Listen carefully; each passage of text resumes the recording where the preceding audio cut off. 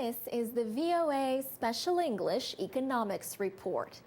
Heating and cooling equipment are the biggest users of energy in American homes, and homes are responsible for about 1/4 of the nation's total energy use. But there are surprisingly simple ways to deeply cut energy use, its effect on the environment, and its cost. David Peabody and his team at Peabody Architects design passive homes. He says the design of a passive house aims to reduce energy demand to its lowest possible level.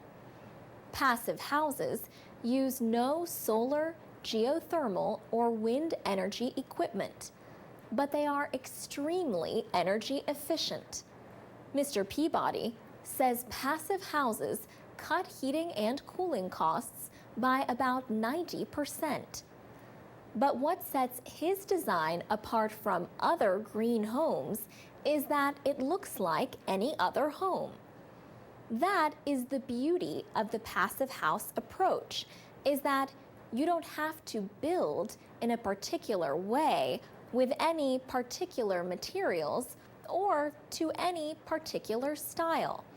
That's why, in our case, we decided to try to do something to prove that point, to make something that was very traditionally American. Peabody Architects says it is building the first passive home in the Washington, D.C. area. In Arlington, Virginia, Roger Lynn and his brother Eric are also building one. Roger Lynn of Southern Exposure Homes explains that windows are sealed against leaks and have 3 layers of glass. The windows are airtight.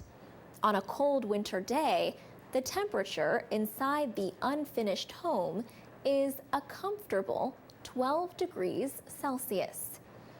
David Peabody says you can find passive homes all over the world.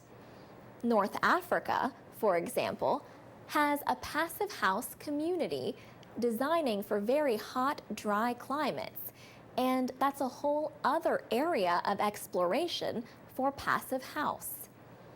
The first passive design was an apartment building in Darmstadt, Germany. 2 physicists helped develop it about 20 years ago. Passive houses use some specialized materials. These include precast concrete panels and insulation. They also need to have special air treatment systems. Supporters say they cost only about 5 or 8% more than traditional homes, but they use 10% of the energy for heating and cooling. The designs are passive because they do not use geothermal, sun, or wind energy for power.